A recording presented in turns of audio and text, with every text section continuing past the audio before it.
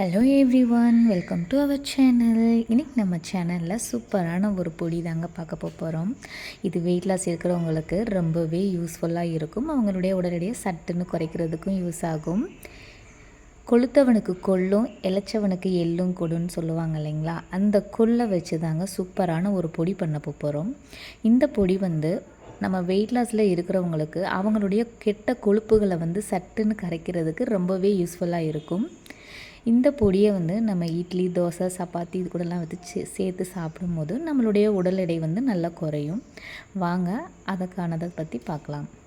நான் மெஷர்மெண்ட் ஒரு சின்ன டம்ளர் அளவு தாங்க எடுத்திருக்கேன். எந்த டம்ளரில் கொள்ளு எடுக்கிறேனோ அதே டம்ளர் அளவுக்கு உளுந்தும் சமபாதியாக எடுத்து வடைச்சட்டியில் ட்ரையாக அது ஒரு கோல்டன் கலரில் வர வரைக்கும் நல்லா வறுத்து எடுக்கணுங்க.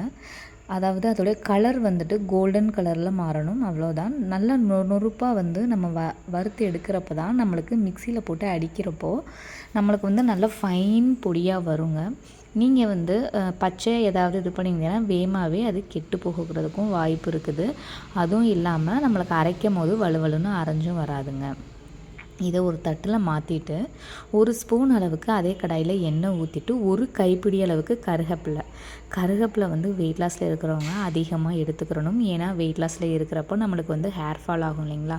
இரும்பு சத்து கருகப்பிலையில் அதிகமாக இருக்கிறனால நான் ஒரு கைப்பிடி அளவுக்கு தாராளமாக கருகப்பிலை எடுத்துக்கிட்டாச்சு.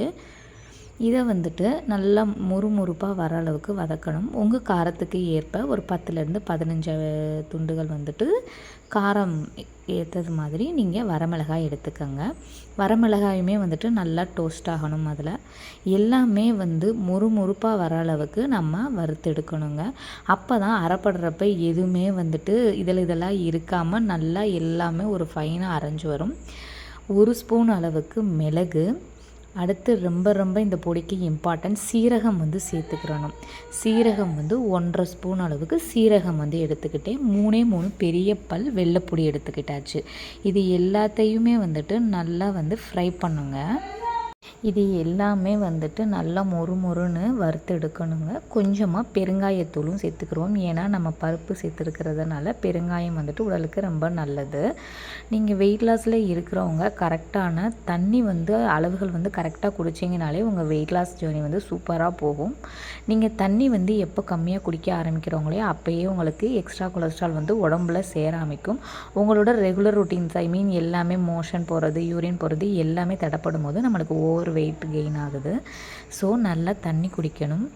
இந்த பொடிக்கு தேவையான அளவு உப்பு கொஞ்சம் கம்மியாகவே நீங்கள் சேர்த்துக்கோங்க. அதுக்கு மீறி உங்களுக்கு உப்பு பத்தலாட்டி நீங்கள் இட்லி பொடியோடு சேர்த்து சாப்பிடும் போது ஒரு பிஞ்ச் அளவுக்கு உப்பு எக்ஸ்ட்ரா சேர்த்துக்கலாம். நீங்கள் முன்னக்கூட்டியே சேர்த்துட்டிங்கன்னா அடுத்த பொடி ரொம்ப உப்பு கைக்கையில் அதை நம்ம யூஸ் பண்ண முடியாமல் போயிடும்.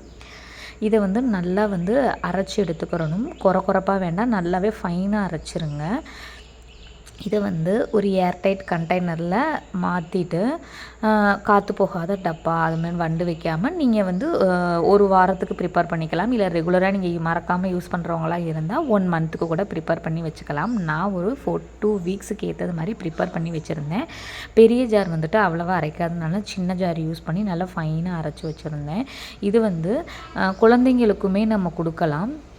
வெயிட் லாஸில் இருக்கிறவங்க தான் சாப்பிடணும் இல்லை. கொள்ளு ஆற்றல் திறன் அதிகம்ன்றதுனாலையும் நம்ம குழந்தைங்களுக்குமே இதை கொடுக்கலாம். இந்த மாதிரி டப்பாவில் ஸ்டோர் பண்ணி வச்சுக்கிட்டோன்னா 2 வீக்ஸ் கிட்ட தாராளமாக யூஸ் பண்ணலாம். நீங்களும் ட்ரை பண்ணுங்கள். நம்ம சேனலில் வெயிட் லாஸில் இருக்கிறவங்களுக்கான ஃபுட்டெல்லாம் இனிமேல் வரப்போகுது. நம்ம சேனலில் சப்ஸ்கிரைப் பண்ணுங்கள்.